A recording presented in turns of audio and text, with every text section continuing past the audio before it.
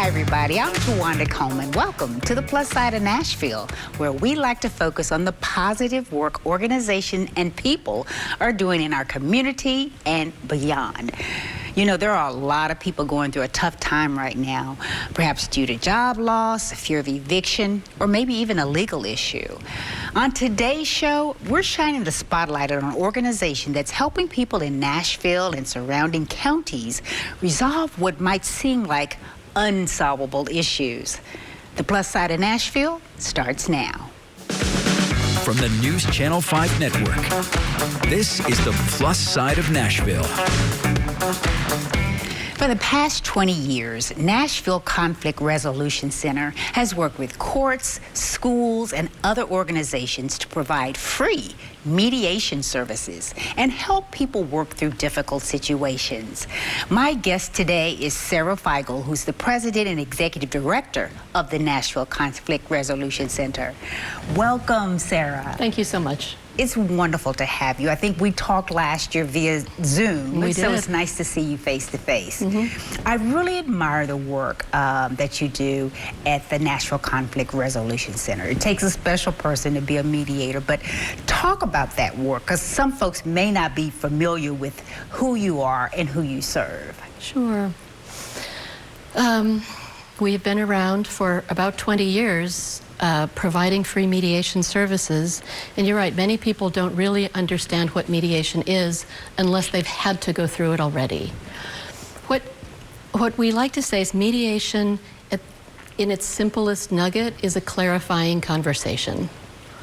Mediation is a process where people who are in conflict, and it's a whole range of conflicts, but can come in and sit face to face, usually with a trained mediator, someone with a whole lot of tools and skills who is neutral and who is going to help facilitate a safe and respectful conversation that guarantees that everyone's concerns are heard so that the people involved can try to think out of the box maybe a little bit about how to move forward without letting things escalate to the point that they need court intervention or police intervention or is it eviction or school problems, workplace problems.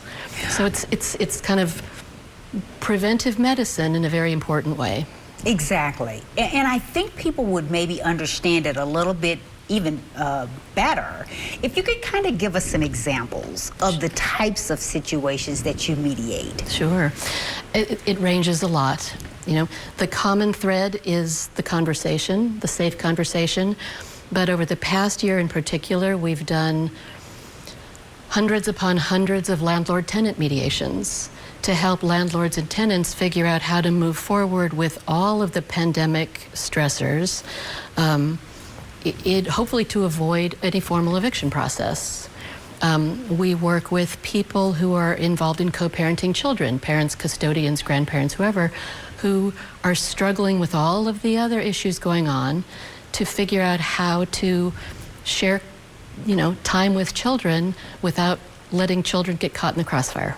Exactly. And we're helping, there are so many people's housing situations are shifting. Sometimes families are taking in new family members, and there are stressors that arise, or siblings are exploding because they suddenly have to share a room due to new housing instability issues, or a family is struggling because a parent has lost a job, or I think it's important to point out too, because you did mention siblings, but you don't work only with adults, you work also with children. We certainly do. We've worked for quite a long time with even in the schools. There are a number of partner schools who can call us and say, we have some issues brewing, and before we need to discipline the students in ways that are probably just going to get in the way of their education, they bring us in because the student, we're neutral, right? We're not the school administrators, and we're not the parents. We work through issues among students. We can work through issues among teachers and students. And particularly now, so many kids are struggling with suddenly being back at school, but maybe they're not back at school, maybe they won't. So many parents feel differently about it. There are too many stressors and people's fuses have gotten a lot shorter. That is so true. Right now, it's really a tough time for a lot of people. Well, the families and individuals that you work with, they come to you through referral.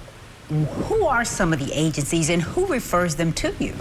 Most of the families come through court partners, honestly, because historically, it takes families getting to the point that someone says, I'm done, I'm going to court, or I'm done, I'm calling the police, or a school saying, we're done, we're going to expel this child, right? We've been working very hard to try and back up in the, in the crisis moment. Yeah.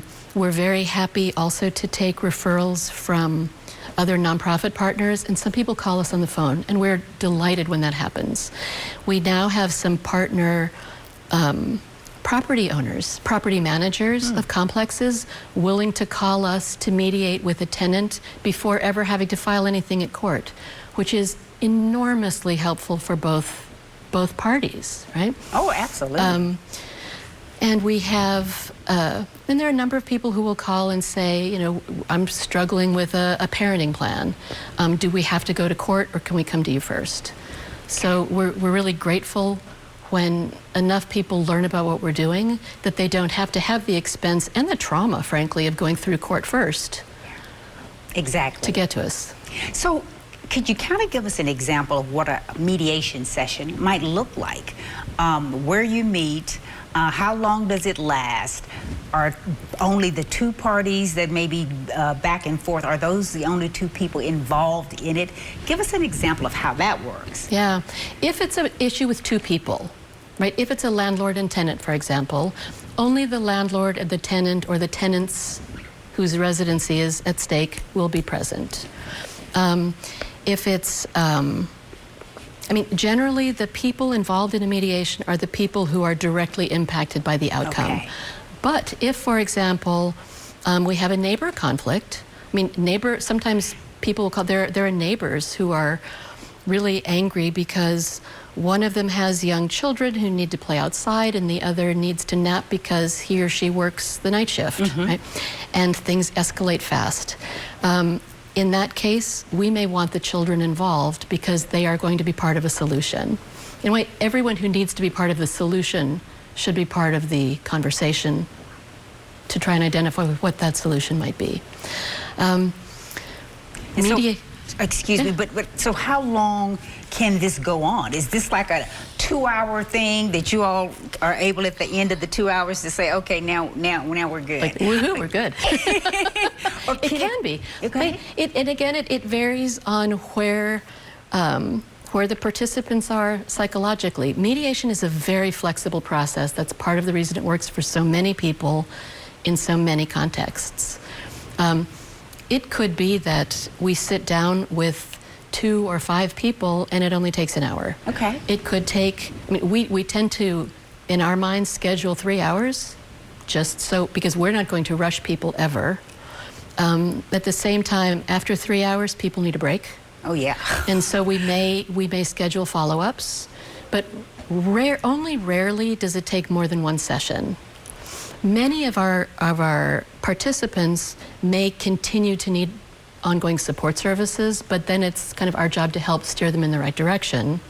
We're not the ones who are going to do that work.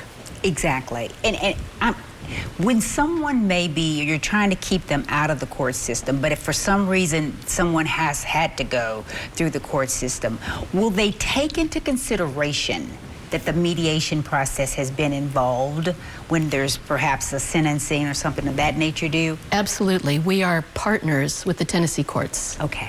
And in fact, mediation, most of the people most familiar with mediation are attorneys and judges, because mediation is considered an alternative dispute resolution process.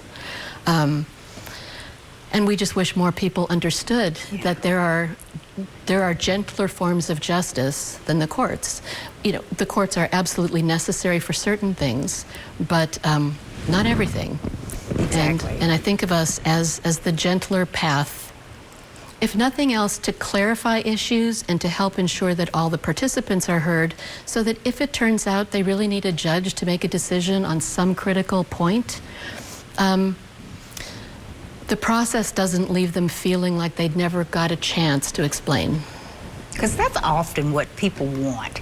Everybody needs it. They want to be heard. They want to say their point of view. Sometimes once they get that out, they may feel better.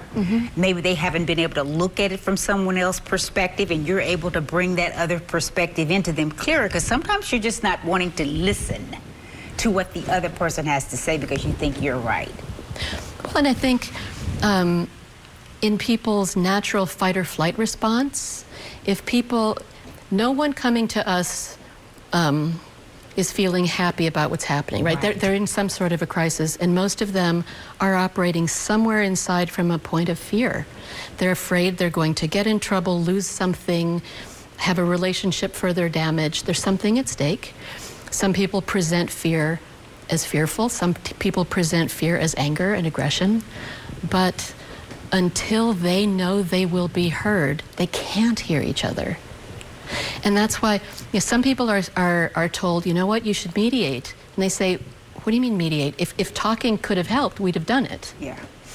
And the problem is many people need the facilitator. They need someone with these skills to help make a safe enough context so that each of the people can feel heard, so that they feel they can afford to listen. Absolutely. And I want to talk more about who those facilitators, mediators are when we come back, but we got to take a break, and we'll be back with more on the Nashville Conflict Resolution Center right after this.